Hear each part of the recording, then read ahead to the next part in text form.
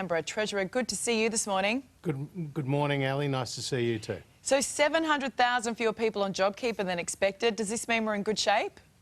Well, certainly the economic recovery is gaining momentum and these JobKeeper numbers are very encouraging. What the October data from the ATO indicates is that 2 million fewer Australian workers and about 450,000 fewer Australian businesses are on JobKeeper in the month of October compared to the September quarter. Now, this builds on earlier positive data that we've seen. We saw 178,000 jobs being created last month. We've seen consumer confidence up across the country in 11 out of the last 12 weeks, and we've seen what is called the effective unemployment rate, which is really our focus, come down from 9.3% down to 7.4%. So we know it's going to still be a pretty tough time for many Australians as we recover from the big hit of COVID, but certainly these numbers are encouraging. I mean, it's going to be helped more by Queensland opening its border tonight too, I imagine, to Sydney and Victoria. But what happens to the unemployment rate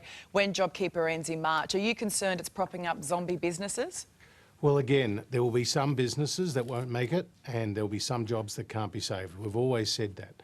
But it is Treasury's analysis that the unemployment rate will come down next year and then come down in the period ahead, even after JobKeeper comes off at the end of March. You see, so are you expecting a spike in March? My apologies. We'll obviously see a transition, but the unemployment rate is expected to come down next year through that period of March and beyond, because in the budget, Ali, we saw a whole series of measures which is now starting to take effect. The tax cuts are seeing money go into people's pockets. The immediate expensing or the expanded instant asset write-off is encouraging more investment. The JobMaker hiring credit to get younger people from the unemployment queues into work has passed through the parliament.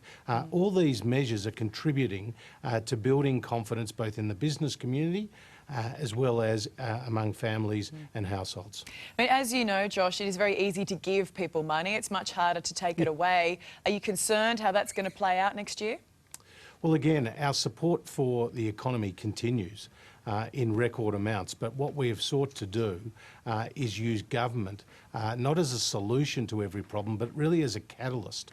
And that's why we want to encourage business to invest, because every time business buys some new machinery or updates a production line or does an office fit out, then that employs people along the way. And what we've sought to do is to back small business every step of this way, because they've been really hit hard during this crisis. OK, you're taking China to the World Trade Organisation. Do you honestly think that's going to make any difference? Well, obviously this is a challenging time, Ali, with Australia's largest trading partner in China, but it is a mutually beneficial relationship. China benefits greatly from Australia's iron ore, which underpins its economic growth, from our produce, which is best in the world. So we'll obviously work through these issues. We'd prefer to deal with them bilaterally with China, but we always have that multilateral option. But this is a challenging time. There's no secrets in that. Final sitting weeks of Parliament this year. I mean, what a year it's been. And of course, the Prime Minister, he's got a ministry reshuffle coming up. Does this mean that you're all going to be on your best behaviour?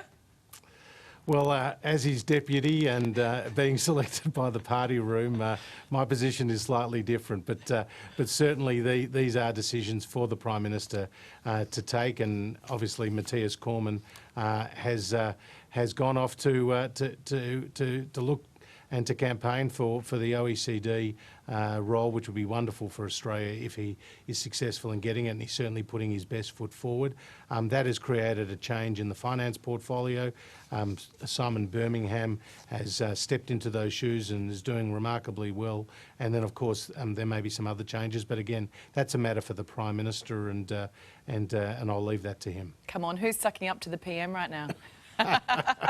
Well, I have to say we're a united team, Ali, and that's very different from those opposite in the chamber, I can tell you. Oh, none. Is that a necessary dig? Well, look, you can't get away from the facts. Sorry about that. All right, Josh, thanks for joining us this morning. We appreciate it. Great to be with you, Ali. Carl.